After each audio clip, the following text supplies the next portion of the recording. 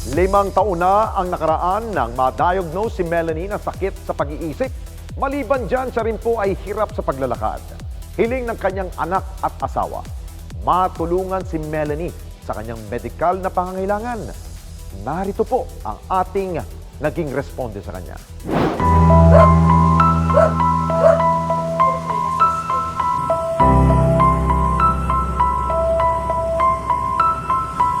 Ito ang video na in-upload sa social media ni Raylinda kung saan makikita ang isang babaeng naglalakad habang nakaupo.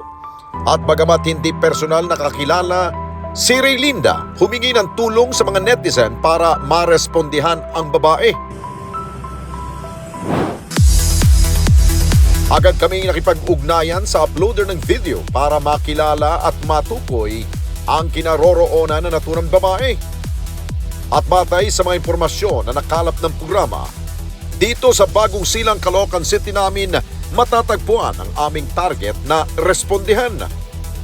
Nakaharap namin si Raylinda at naisalaysay niya ang naging dahilan ng pagkuha ng litrato at video ng babaeng nakilala niya sa pangalang Melanie.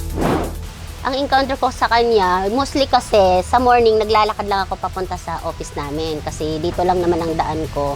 So, nakikita ko talaga siya tuwing umaga na naglalakad siya. Sabi ko, kaya ganito siya maglakad. So, na-curious ako. Pero nung una, hindi ko pa siya napicturan kasi sabi ko, baka awkward ako, baka may magagalit. Kaiba sa kanya, yung nakita ko talaga siya naglalakad na nakaupo, na parang hirap na hirap talaga. Yung parang duck, yung ganun.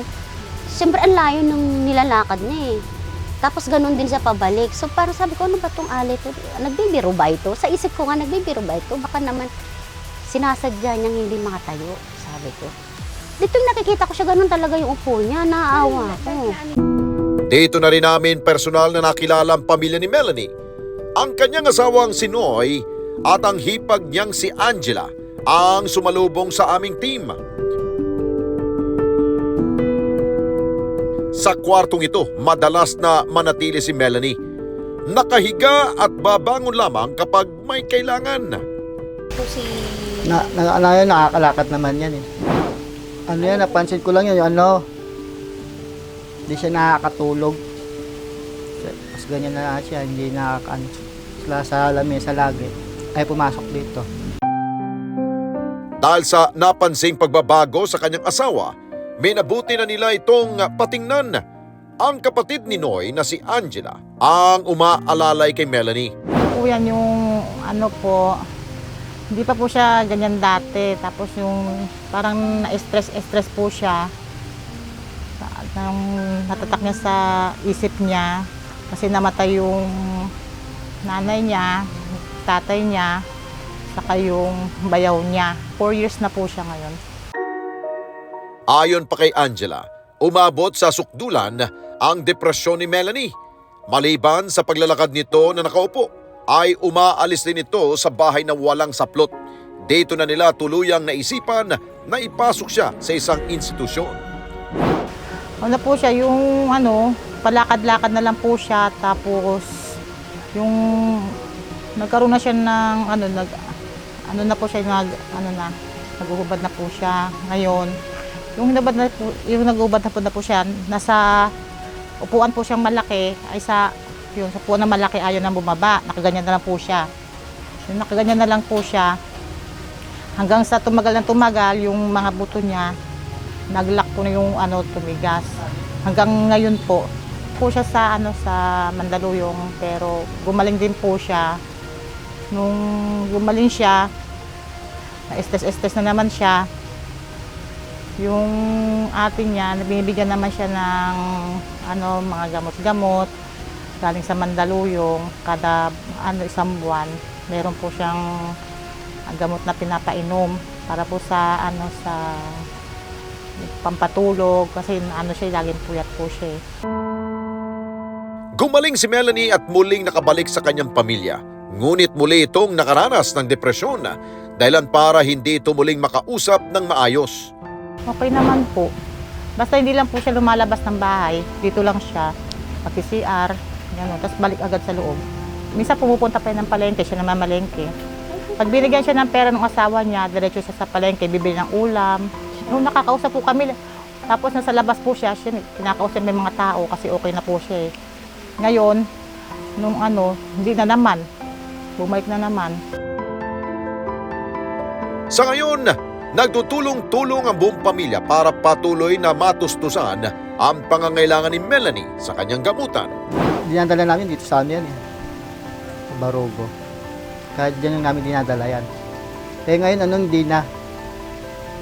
Yung ato niya na lang bumibili ng gamot doon.